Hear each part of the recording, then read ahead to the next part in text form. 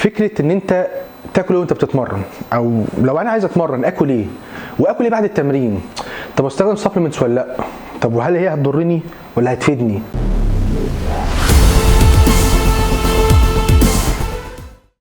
دوشه كتيره قوي حصلت في المجال، وفي نفس الوقت مفيش نتيجه في الاخر او كلام فيصلي ان انا يحسم لي انا اعمل ايه. طيب خلينا نتكلم الاول اكل ايه. لازم نهتم جدا ان انت قبل ما تبدا تعمل اي مجهود بدني او تعمل مجهود بدني زي مثلا كوره، تنس، سكواش، ايفن حتى لو هتروح الجيم، تهتم بوجبه تكون غنيه بعنصرين مهمين قوي. واحد وهو اساس الطاقه في جسمنا هو النشويات، تمام؟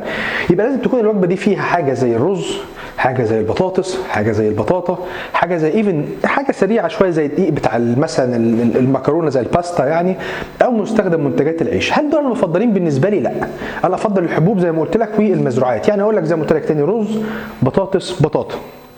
طيب الكميات، هترجع تقول لك ان في ناس تقول لك استخدم والله من 1 ل 4 جرام لكل كيلو من جسمك ويبي. بقول لك ايه، ما تصدعش نفسك. حاول تخليك دايما ريزنبل في وزنك وكميات النشويات اللي هتاكلها. بمعنى ايه؟ يعني النهارده انت ما فيش ما يمنع ان انت لو بتفكر انك تستخدم حاجه عشان تديك انرجي في التمرين بتاعك، يبقى مثلا طبق رز موزون او متوازن حوالي 200 جرام. استخدم بطاطس مشويه او بطاطا مشويه او مسلوقه حوالي 200-250 جرام. هل ده ستاندرد؟ لا مش ستاندرد، بس انا زي ما قلت لك ايه، انا بحاول ابسط لك الامور، ولكن في النهايه لو عايز تمشيها ميل يعني لا، هتحتاج تعرف الجرامات والافرج او المتوسطات في الكلام زي ده. هو ممكن نتكلم فيه من 1 إلى 4 جرام، وممكن لغايه 5 و6 جرام كمان حسب نوع الرياضه لكل كيلو من جسمك. وبرضه من العناصر المهمه نتكلم عنها جدا في الوجبه اللي قبل التمرين هو جزء البروتينات، تمام؟ الوجبه اللي هتشمل على النشويات زي ما اتفقنا لازم يكون فيها برضه نسب كويسه جدا من البروتينات، تقريبا بالنسبه لميزان جسمك حوالي من ربع لنص جرام لكل كيلو من وزن جسمك في الوجبه دي من البروتين.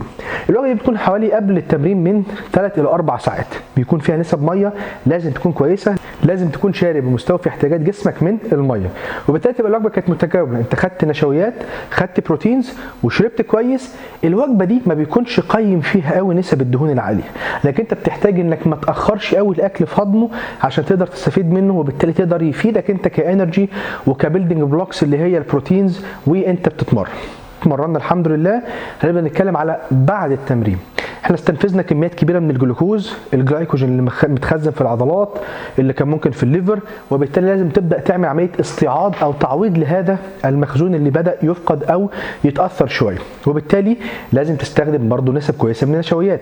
هنا ممكن نستخدم حاجات بجلايسيميك اندكس عالي شويه، مفيش ما يمنع انك تدخل الدقيق، منتجات الدقيق من الخبز، الباستا، الحاجات اللي بتساعد ان جسمك يدخل او يكون السكر بطريقه سريعه او يخزنه في العضلات وفي مخازنه الثانيه بطريقه سريعه، وبالتالي تبقى في استفاده من التمرين. نسب البروتينز برده مهمه. وفي وجبات بعد التمرين لازم نهتم بحاجه اسمها البرانش تشين امينو اسيدز او البي سي دبل ايز، اللي هي تتاخد كسبلمنت او تتاخد كعنصر من عناصر التغذيه جايه من البروتينات زي اللحوم، زي التونه، زي الجبنه القريش، زي البيض. الحاجات دي غنيه ببرانش تشين امينو اسيدز. وهنا بقى كنا ذكرنا من شويه كلمه ايه؟ كسبلمنت. يجي ناس تقول لك طب انا بخاف من المكملات يا عبد الرحمن، هل هي مضره؟ هل لو خدت مكملات هتعب؟ الكدني هتبوظ او الكليه، الليفر؟ ناس كتير جدا كانت بتدعي ظلما على المكملات انها بتضر كلى وبتضر كبد وبتضر. في ناس وصلت انها بتعمل عقم كمان. هل الكلام ده حقيقي ولا الكلام ده اوفر استيميتد؟ هل هو اكزاجيريشن او الموضوع ده مبالغ فيه؟ بص انا هقول لك انا برضو اللي علمي بيقول ايه وتجربتي انا الشخصيه كانت فيها ايه. انا من الناس اللي بتستخدم مكملات بقالي سنين، الحمد لله بدعي او بقول الحمد لله ان صحتي جيده. وبالتالي هل المشكله بالنسبه لنا ان المكملات مضره او مفيده؟ لا، المكملات مش مضره وما هياش بالفايده العظيمه اللي الناس ممكن تكون معتقداها ليها. بمعنى المكمل الغذائي يا جماعه منتج من اسمه كده واضح انه جاي من الاكل، وبالتالي هو سبلمنتري، هو بيساعدك في خطه التغذيه بتاعتك. افرض انت مش قادر تاخد نسب البروتين الكافيه لجسمك من الاكل، فتقدر تستخدم الواي بروتين كمصدر بروتين. افرض انت في مراحل من اكتساب الوزن مش قادر تدخل نسب النشويات الكافيه لجسم حضرتك عشان تزيد في الميزان، فتبدا تستخدم الكارب او الجينرز حسب الشركات اللي بتنتجها. مش قادر توفي احتياجات جسمك، وكلنا بنستخدم ده كسبلمنت ومش واخدين بالنا. فيتامينز، مينرالز، حديد، اوميجا، فوليك اسيد، حوامل، اطفال، كبار، بنستخدم الكلام ده. هل جينا قلنا ان الفيتامينز والمينرالز والحاجات دي كلها مضره؟ لا مش مضره. ايه المضر يا شباب؟